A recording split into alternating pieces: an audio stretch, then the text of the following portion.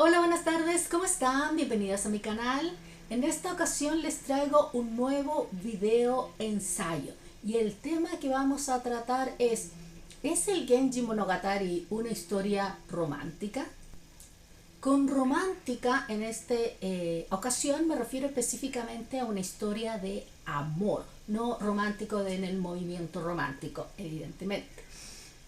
Porque cuando hablamos de esta llamada la primera novela del mundo, este Monogatari, Tsukuri Monogatari si queremos ser específicos, la imagen que mucha gente le viene a la cabeza, tanto aquellos que han leído la obra como aquellos que no lo han hecho, son todos los enredos románticos de su protagonista Hikaru Genji, ¿ya? Entonces muchas veces asociamos esa historia como una historia romántica, una historia de amor o de amoríos. Pero cuando leemos un texto, por supuesto podemos simplemente leerlo para entretenernos, para pasar el rato, para disfrutar, como podríamos ver una película, mirar un cuadro, etcétera, o sea, contemplar y consumir cualquier expresión artística. Pero también lo podemos leer de manera crítica, y cuando hacemos una lectura crítica de este o cualquier texto hay varias cosas que nos tenemos que preguntar. Por ejemplo, sobre el autor. ¿Quién era el autor? ¿Cuáles eran sus motivaciones al escribir el texto? Porque todo texto tiene una motivación detrás. Una motivación consciente, pero también tal vez una motivación inconsciente. También cuáles son los objetivos que tiene el autor al escribir esta obra, en qué época vivía el autor, etcétera. Por supuesto, tenemos que considerar, aunque ya lo mencioné, la época, o sea, cuál era el contexto social, cuál era el contexto histórico, el contexto geográfico, las costumbres de la época, las leyes. Todas esas cosas se van a ver reflejadas de una y otra forma en el texto. Y otra cosa importante a considerar, y que está hasta cierto punto relacionada con los otros dos puntos, es el público objetivo. ¿Para quién estaba escribiendo el autor? ¿Estaba escribiendo para sí mismo? ¿Estaba escribiendo para otras personas? En cualquiera de los dos casos, ¿quién es este público objetivo?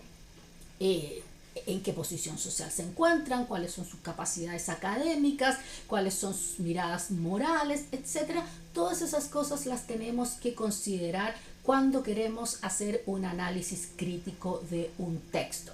Y si aplicamos este análisis crítico a el Genji Monogatari, sobre todo hoy día me quiero centrar en los primeros 13, 14 capítulos más o menos, nos aparece una historia un tanto distinta a esta historia romántica, así que vamos a profundizar un poquito más en ello. Obviamente, para hacer este análisis, si bien va a ser un análisis más bien general, no específico, pero de cualquier manera van a ir incluidos spoilers, ¿ya? Así que están todos avisados, aquí vamos a spoilearlo todo de la manera más general posible, pero vamos a contar cosas que suceden en la trama, porque si no, no podríamos analizarlas. Para aquellos que están siguiendo junto a mí el read along de el Genji Monogatari, todos estos capítulos ya los mencionamos en las 3 sesiones que hemos tenido, la de enero, febrero y la de marzo, así que con ustedes no hay problema, ya leyeron todo eso. Y para aquellos que no están participando en el read along, por supuesto, están cordialmente invitados a sumarse a nuestras sesiones mensuales. Y si se quieren poner al día, las grabaciones de las sesiones previas están en su propia playlist aquí en el canal. Entonces, estos primeros 13 capítulos sobre todo dan mucho la sensación de que hoy Genji se involucra primero con una mujer, después con otra, todo el mundo sufre, va de flor en flor si queremos usar esa analogía, y por lo tanto es una novela romántica o es una novela que habla de amor o de amoríos. pero en realidad tenemos que considerar, como les dije, los puntos previos al hacer el análisis crítico. Y una de las cosas importantes a tener en cuenta era la política de la época y a qué familia no solo pertenecía Murasaki Shikibu, sino que trabajaba para ella, e incluso podríamos decir, gracias a ellos, ella escribió el Genji Monogatari, y me refiero al clan Fujiwara, que en la época en la que Murasaki Shikibu aparece en escena estaba en su apogeo del poder total. Era el clan que dirigía el país. Y específicamente la figura más poderosa era Fujiwara no Michinaga. Y Fujiwara no Michinaga, él personalmente es el que, para ponerlo en términos modernos, contrata a Murasaki Shikibu para que sea dama de compañía de su hija Shoshi, segunda emperatriz del emperador Ichiyo. Y para que la contrata, para que sea su, por supuesto, su dama de compañía, pero principalmente para que sea su institutriz, porque ya Murasaki Shikibu era conocida por tener una gran capacidad literaria, una gran capacidad poética, conocía los clásicos chinos, podía leer y escribir chino, no solamente en escritura kana, así que él la contrata en una suerte de institutriz. Es en este background social y político que se gesta el Genji Monogatari. Y una de las formas, o más bien la forma como el clan Fujiwara durante el periodo Heian logró llegar a la cima del poder fue precisamente a través de la política matrimonial. Para explicarlo en sencillo, ellos iban casando a sus hijas, a las hijas del clan Fujiwara, con príncipes imperiales, hombres que en el futuro existía la posibilidad que se coronaran como emperadores. En caso de que sucediera, ellos iban a tener como mano derecha al suegro, y el suegro iba a ser un Fujiwara. Esto, por supuesto, pasó a través de varias generaciones. Aquí, cuando aparece el Genji Monogatari, estamos más o menos a mitad del periodo Heian, un periodo bastante largo, va desde el 794 al 1185, así que siglo VIII, siglo XII, 4 siglos más o menos. Aquí estamos a la mitad y, como les decía, el clan Fujiwara está en el apogeo del poder. Esto significaba que estaba absolutamente imbrincado, entrelazado con la casa imperial. Como les dije, la propia hija de Michinaga estaba casada con el emperador Ichiyo. Y hay una escena muy interesante en el diario de Murasaki Shikibu donde ella explica que junto a la emperatriz están creando una edición de lujo de el Genji Monogatari para regalársela al emperador. Con ese background solamente y ese punto a tener en cuenta, vamos entonces a mirar de nuevo estos supuestos amoríos, o no supuestos, son amoríos de Genji, pero a través de este prisma.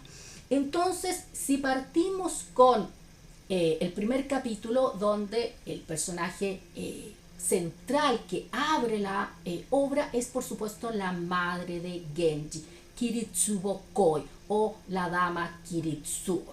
Esta mujer, que si bien era aristócrata, no era aristócrata de tan alto rango, ella era una Koi. Si quieren saber más sobre los rangos de las mujeres en la corte Heian, por supuesto pueden verlos acá en el video que ya hicimos. Creo que el último video se dedicaba a ese tema, así que ahí pueden ver el detalle. Entonces, la dama Kiritsubo era una Koi, y principalmente todo el bullying que ella sufre en la corte es porque ella no tiene un apoyo de familiares masculinos que la puedan apoyar de manera política. Así que vemos que ahí esta suerte de amantes condenados al fracaso, la dama Kiritsubo, el emperador Kiritsubo, no es en realidad una historia romántica propiamente tal, sino que es un reflejo de la política de la época. Todo el mundo odiaba en la corte a la dama Kiritsubo, no porque ella estuviera siendo la favorita en el corazón del emperador, sino porque estaba tomando una posición de preeminencia política, lo tenía cerca, lo podía influenciar. Si es que ella tenía hijos, esos hijos podían acceder al trono. Y si pensamos, por ejemplo, en la figura de Kokiden, la primera consorte del emperador Kiritsubo, la razón por la que ella odiaba visceralmente a la dama Kiritsubo era precisamente porque ella temía por la posición de su hijo, el príncipe, el hermano mayor de Genji, el que se convertiría posteriormente en el emperador Susaku. Así que ya desde el principio vemos que ahí está el trasfondo político de la historia. En ese mismo capítulo avanzamos, Genji nace y el emperador se enfrenta a un gran dilema, porque la dama Kiritsubo, víctima de todo este bullying que le hace, por supuesto con problemas mentales, psicológicos, depresión, etcétera, termina por fallecer. Y entonces este hijo, Genji, precisamente se encuentra en una situación muy precaria. Es hijo del emperador, por lo tanto es un príncipe imperial, pero al haber fallecido su madre, incluso ese poco apoyo que él podría haber tenido en la corte, lo pierde completamente. Y su madre no deja otros familiares que sean fuertes políticamente en el palacio. Entonces el emperador se complica con qué hace. Y considerando ciertas sugerencias que le hacen un fisonomista, etcétera, y pensándolo mucho, él decide convertir a este hijo, su hijo favorito, en un súbdito, o sea, privarlo del poder imperial. Deja de ser un príncipe y se convierte simplemente en un aristócrata y toma el apellido Genji, o sea, él lo cede, digámoslo de esa manera, al clan Genji o Minamoto, se pronuncia de las dos maneras. Y es así que él se convierte en un Genji.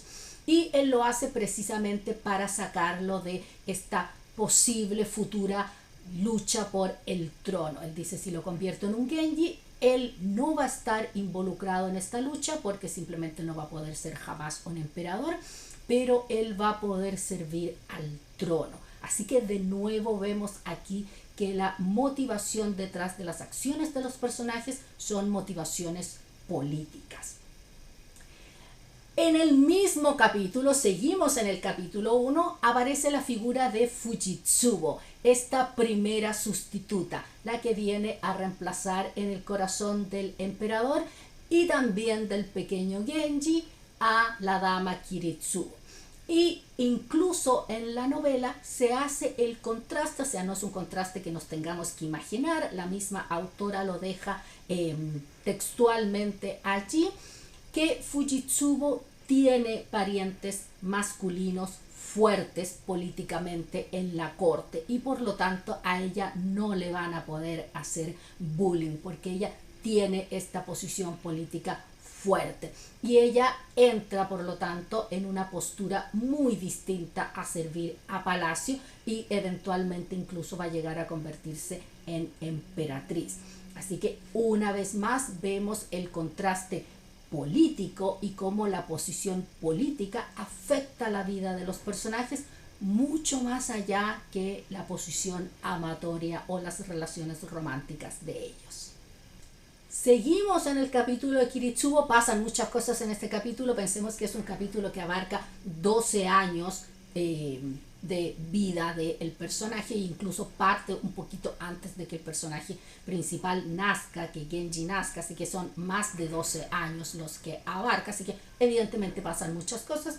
Hacia el final del capítulo se hace la ceremonia de mayoría de edad de Genji y previo a esta ceremonia vemos, o más bien leemos los pensamientos de otro personaje importante, el Sadaijin, el ministro de la izquierda. ¿Y cuáles son estos pensamientos? Bueno, él está pensando con quién casar a su hija, a Aoi Noue, la dama Aoi. Porque en esos momentos el ministro de la izquierda era el hombre más poderoso dentro del gobierno de esta historia, digamos, ficticia pero fuertemente inspirada en la realidad, digámoslo así.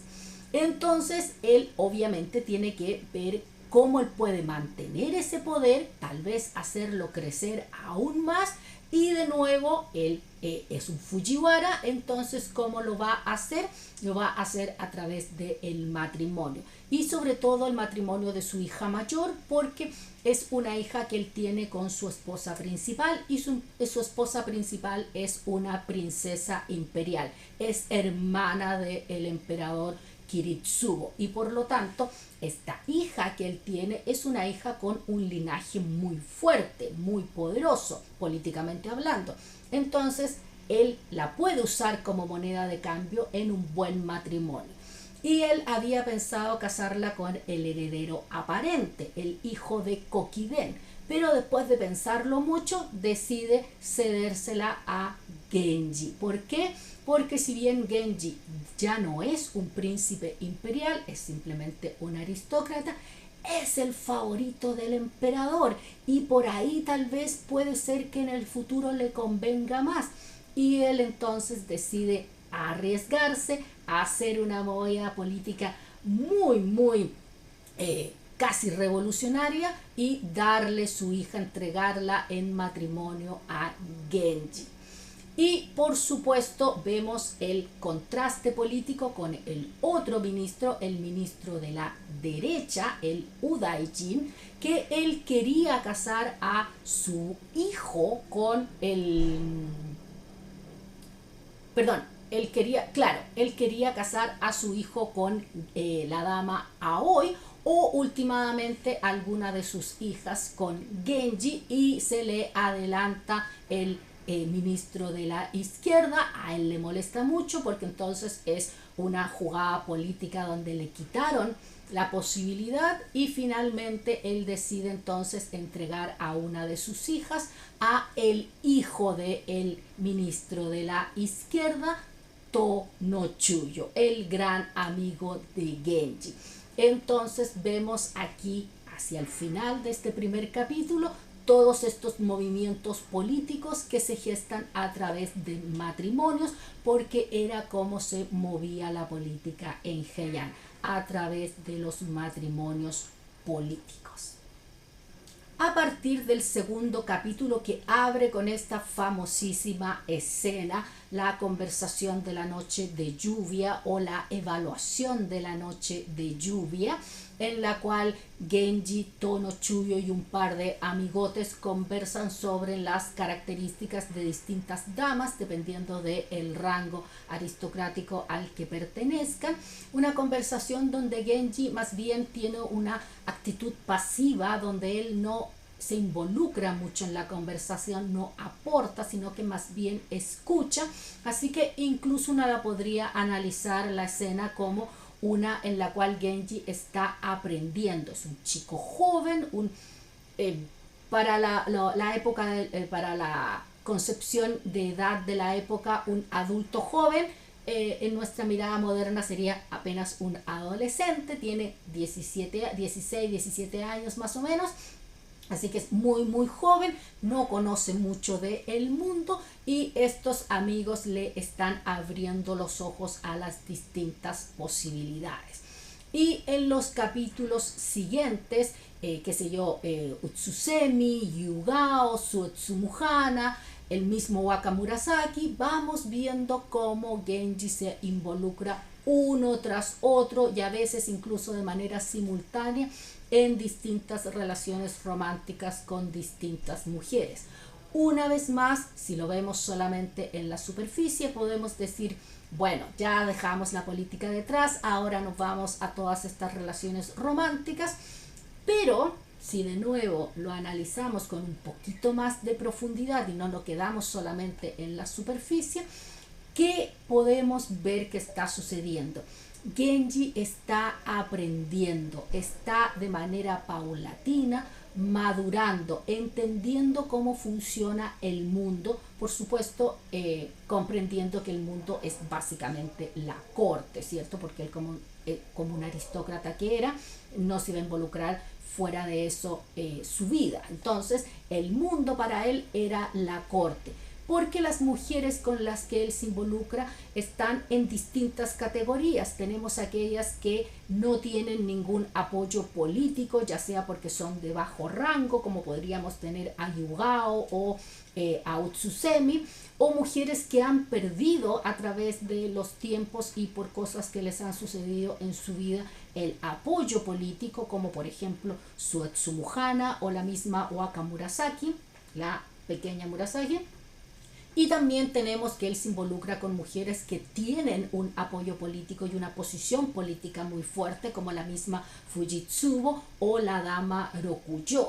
Entonces, este periodo que uno podría decir que es de inmadurez, de hasta un cierto punto soberbia juvenil, donde Genji hace lo que se le da la gana, se involucra con quien se le cruza por delante, también lo podemos leer como un camino de crecimiento, de maduración, en entender cómo funciona el mundo, en entender cómo funciona la política, quién le conviene para relacionarse, quién no le conviene para relacionarse, y cómo cada una de estas relaciones va a tener un peso en el futuro y va a tener un desenlace que a él lo puede favorecer o lo puede perjudicar. Entonces, todos estos capítulos, como les digo, si nos quedamos en la superficie podemos ver solo un romance, pero si profundizamos aunque sea un poquito, vamos a empezar a ver otras cosas detrás. Ahí, por ejemplo, tenemos muy importante la relación con dos mujeres, la con Oboro Tsukiyo y la con Fujitsubo, porque con Fujitsubo tenemos este amor prohibido, es la esposa del emperador, del padre de Genji, por lo tanto él claramente no se debería involucrar con ella, está arriesgando su vida, lo podrían acusar de traición. Y además de esta relación nace este hijo que lo hacen pasar como hijo del emperador. O sea, imagínense el riesgo que están sufriendo tanto Genji como Fujitsubo. Y por el otro lado, Oboro Tsukiyo, que es hija del ministro de la derecha, por lo tanto es del bando político contrario. Genji, recordemos, es hijo del emperador, es además yerno, ¿cómo se dice en español? Yerno de el ministro de la izquierda, porque está casado con Aoi no Ue, es amigo de Tono Chuyo, etc. Entonces él está en el bando político del ministro de la izquierda, y resulta que él se involucra con Oboro Tsukiyo, que es hija del ministro de la derecha. Está involucrándose con el enemigo, está cruzando líneas políticas hacia el bando contrario, así que lo está arriesgando todo hasta cierto punto.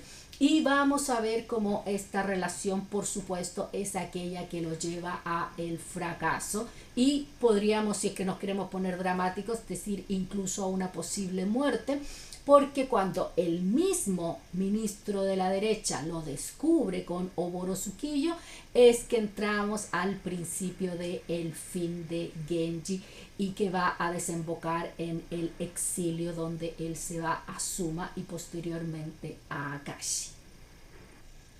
Al fin del capítulo Akashi, a Genji le llega la noticia de que ha recibido el perdón imperial y que debe volver a la capital. Y el que vuelve es un Genji distinto al que se fue. Por una parte podemos decir que el personaje como ser humano creció, maduró, pero también lo podemos ver como que él por fin entendió lo que era ser un animal político, cómo le podía beneficiar ciertas actitudes dentro de la corte y cómo le podían perjudicar otras, no solo a él directamente, sino a aquellos que eran importantes para él. Y vemos que llega cambiado, que es un hombre más hasta cierto punto tranquilo, un hombre que piensa más antes de hacer las cosas. Es un cambio realista, no es que él de pronto se convierta en un monje y no tenga relaciones románticas con nadie más, no, pero lo hace ya de manera mucho más consciente, pensando cuáles pueden ser las consecuencias. Entonces, estos primeros 13 capítulos los podemos ver como el crecimiento del personaje, el crecimiento humano, pero también lo podemos ver como una forma de entender cómo funcionaba la política matrimonial en el periodo Heian. Así que esta historia que durante más de un milenio la hemos visto muchas veces simplemente como una historia de romance, de amoríos, podemos ver ahora de que en realidad es bastante más profunda y tiene mucho más donde hincarle el diente, y más que romántica es una historia súper política. Y para ir entonces concluyendo, como les decía, uno puede leer un libro simplemente para divertirse, para pasar el rato, para distraerse, pero cuando hacemos una lectura crítica le hincamos el diente y le sacamos muchísimo más provecho. Nos podemos preguntar y cuestionar millones de cosas, pero por lo menos para empezar recuerden siempre cuestionarse quién es el autor, el contexto y por supuesto cuál es el público objetivo. Déjenme en los comentarios si tienen cualquier pregunta, si quieren comentarme cuál es su propia lectura del texto, si habían hecho esta relación importante entre lo que sucede y cómo era la política en la época, específicamente la política matrimonial Fujiwara. Yo siempre los leo y les contesto. Por supuesto quedan todos invitados a sumarse a nuestra lectura anual del Genji Monogatari. Como les dije, los capítulos previos, las sesiones de los meses previos están en su propio playlist, así que pueden ponerse al día allí.